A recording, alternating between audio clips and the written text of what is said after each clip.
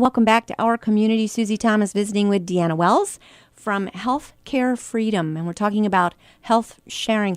Very interesting that doctors seem to be really adapting to this well. I know people who, when they first made that switch, presenting a membership card versus their insurance card, got some funny reactions at first. But more and more, you're saying that doctors are liking it and accepting it and happy to see some health sharing people.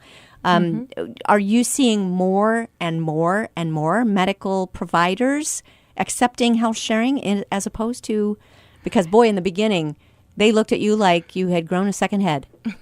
Yes, I'm seeing more. I can't say more and more, but I have heard more stories of healthcare providers recognizing the health sharing. Even in what was kind of funny is my one client that's in Indiana is that she said, yeah, my doctor knows about this particular health sharing organization and he takes those patients. And I was like, wow, it really is nationwide.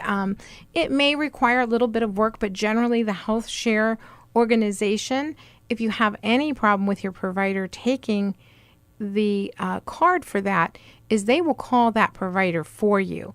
That's the issue, is just getting the health care providers understanding what you have. Now, not all health shares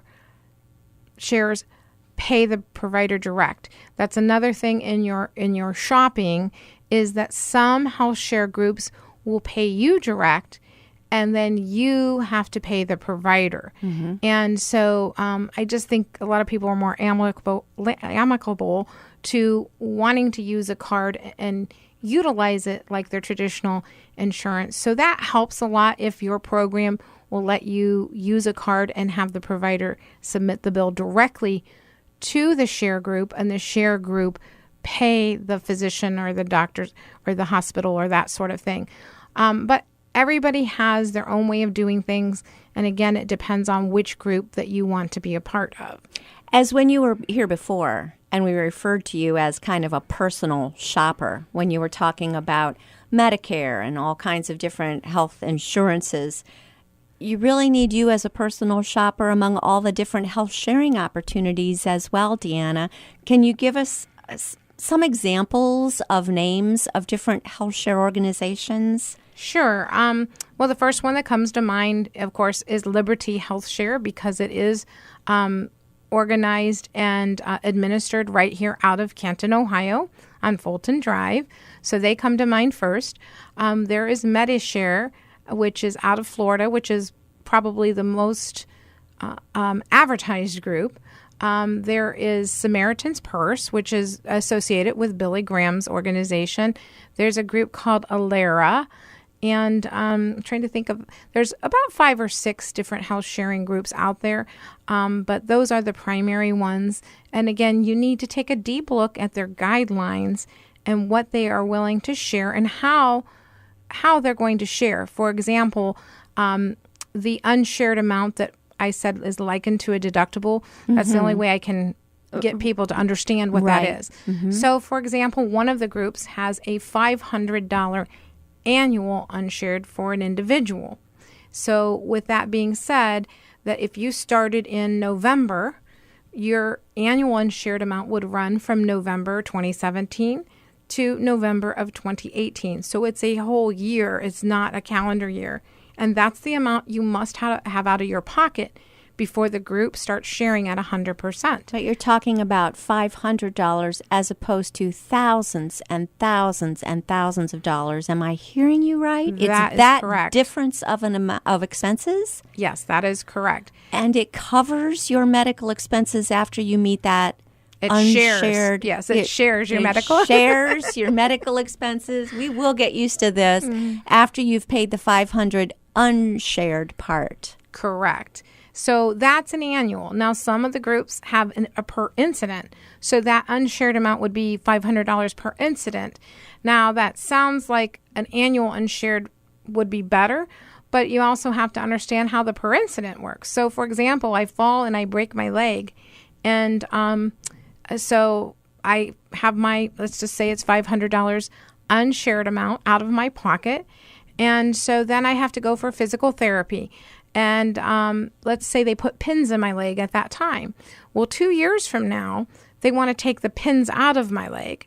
But I've already met my $500 unshared amount for that incident 2 years from now. Okay. Since I have already met that $500 for that incident, when they take the pins out of my leg, there would be no cost to me. The group would share it in full because I already met my $500 per incident.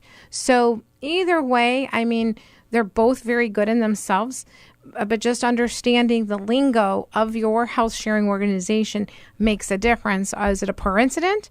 And do you like that better? Or is it an annual? And do you like that better? There's pros and cons on both sides of that if you think about it. And it's a conversation, again, of making you think through which way is better for you personally. Particularly if an incident will need care over the stretch of a few years, then per incident makes more sense. Correct. If you're just going year by year, that annual makes a lot of sense. So Right. yeah, both of them seem extremely affordable. And I keep having to say, am I hearing this right? Because it's just almost, again, it sounds almost too good to be true.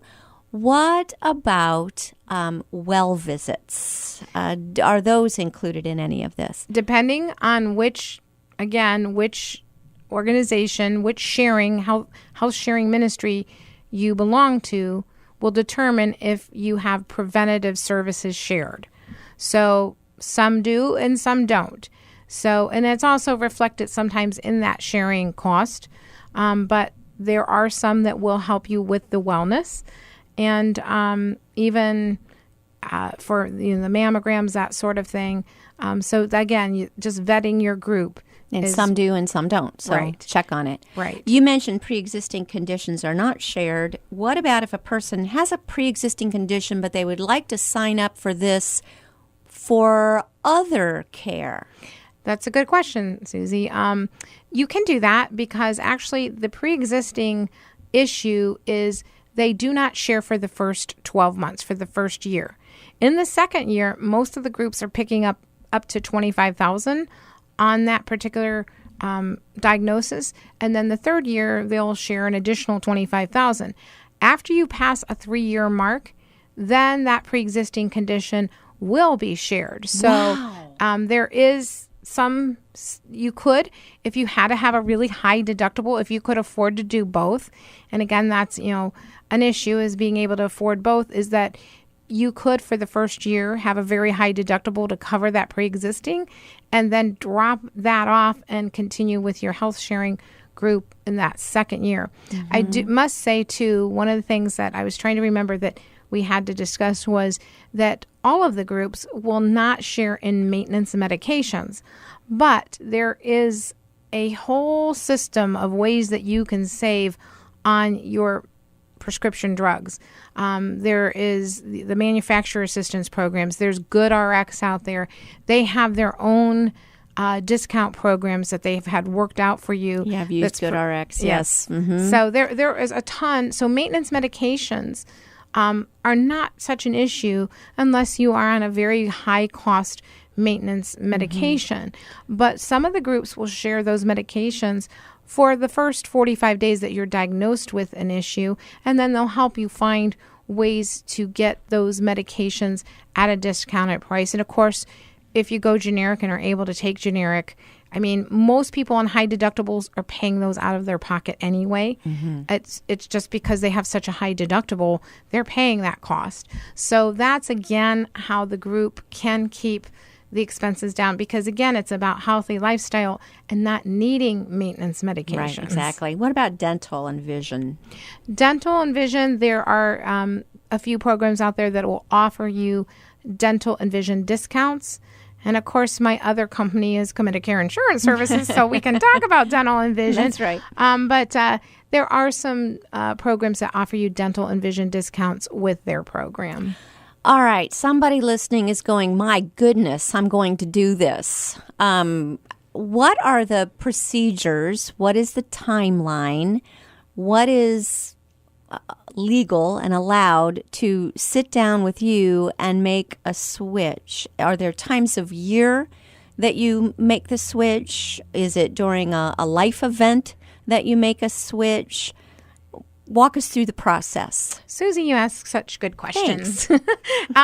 Is that, yes, there actually is no perfect time that or like the government has established, open enrollment is November 1st this year until December 15th. And I can't even assist anybody with traditional health insurance until November 1st because they do not release those rates to me. But you have to get in that window or you're out.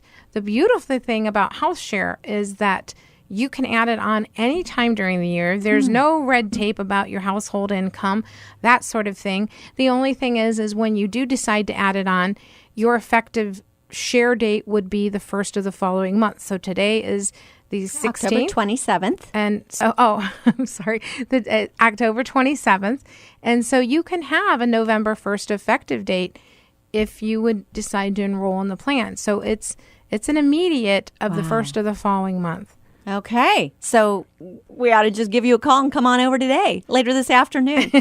That would be my very next question. Deanna, how do people reach you? Where are you located? How do they contact you? Well, we're in the glass tower behind Belden Village Mall, and we're on the 6th floor, Suite 602. And the sign does say Healthcare Freedom, as well as our other company.